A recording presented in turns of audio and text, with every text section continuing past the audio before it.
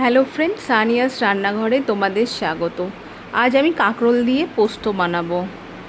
এই পদটি খুবই সাধারণভাবে বানানো হবে, হয়তো অনেকেই খেয়েছেন কিন্তু এইভাবে কখনো বানাননি।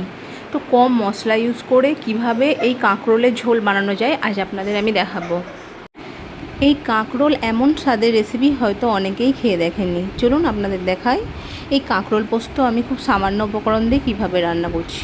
আমি অল্প পরিমাণ তেল নিলাম, এখানে আমি কারি লিভস অ্যাড করলাম। এটা হালকা করে ফ্রাই করার পর এর মধ্যে আমি কাঁকরোলগুলোকে দিয়ে দেবো। দেখুন কাঁকরোলগুলোকে পাতলা পাতলা করে আমি কেটে নিয়েছি।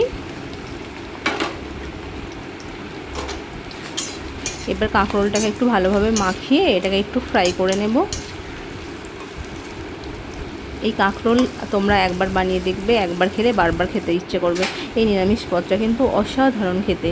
আমি কিছুটা হলুদ গুঁড়ো অ্যাড করলাম, নুন অ্যাড করলাম। তো এটাকে ভালোভাবে মাখিয়ে এটাকে একটু ফ্রাই করে নেব। এই কাঁকরোলের রেসিপি দিয়ে আমার ভাত খেতে কিন্তু খুবই ভালো লাগে। তোমরাও একবার বানিয়ে খেয়ে দেখবে, খুব অসাধারণ স্বাদের এই রেসিপি। পোস্তটাকে একটু হালকাভাবে ভেজে এটাকে একটা শুকনো লঙ্কা দিলাম। তোমরা ঝালটা পরিমাণ মতো দিয়ে নেবে, চাইলে আরও একটা দিতে পারো। আমি অল্প পরিমাণে দিলাম। একটা টমেটোকে লম্বা লম্বা করে কেটে নিয়েছি, পেঁয়াজ কেটে নিয়েছি একটা। এবার এটাকে একটু পেস্ট করতে দেবো। আর এক সাইডে কাঁকরোলটা আমার ভাজা হয়ে গেছে, এটাকে একটু ছেঁকে আমি তুলে নেব যাতে অবশিষ্ট তেলটা পড়ে থাকে।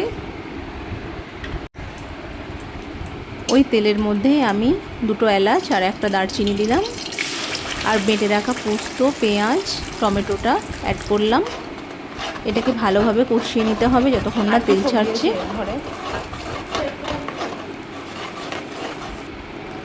এবার হলুদ গুঁড়ো অ্যাড করলাম, এটাকে ভালোভাবে একটু মাখিয়ে নেবে। স্বাদ মতো লবণ, জিরে ধনে গুঁড়ো স্বাদ মতো।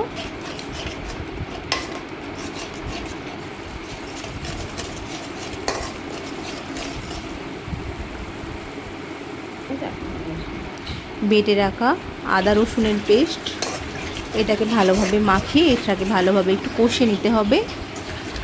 কষা হয়ে যাওয়ার পর দেখবে তেল ছাড়ছে, তখন এই অবস্থায় আমি একটু আলুকে কেটে পাতলা পাতলা করে এটা দিয়ে দিলাম। এটা আমি অয়েলে ফ্রাই করিনি, কারণ খুব বেশি তাহলে অয়েল হয়ে যাবে। এটা এইভাবে মাখিয়ে নিতে পারো, একটু কষে নেবে এইভাবে। এবার ভেজে রাখা আমি কাঁকরোলটাকে দিয়ে দিলাম।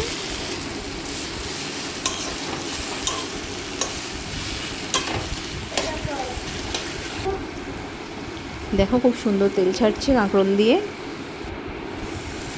এবার আমি একটু পানি অ্যাড করব। এটাকে সিদ্ধ করতে হবে, যার জন্য পানিটাকে পরিমাণ মতো তোমরা অ্যাড করে নেবে। ভালোভাবে মাখিয়ে এটাকে একটু ঢাকা দিয়ে আমি 15 মিনিট থেকে 20 মিনিট মতো লো টু হাই ফ্লেমে এটাকে আমি সিদ্ধ করব। দেখো খুব সুন্দর একটা কালার আসছে, সিদ্ধ প্রায় হয়ে গেছে। তো আমার কাঁকরোল রেডি। কাঁকরোল পোস্তর এই রেসিপি আমার রেডি হয়ে গেছে। তো তোমরা একবার বানিয়ে দেখো, অসাধারণ লাগে এই কাঁকরোল পোস্ত রেসিপিটা। তো তোমাদের যদি ভালো লেগে থাকে প্লিজ কমেন্ট বক্সে লিখে জানিও। সানিয়াস রান্নাঘর, লাইক অ্যান্ড সাবস্ক্রাইব প্লিজ।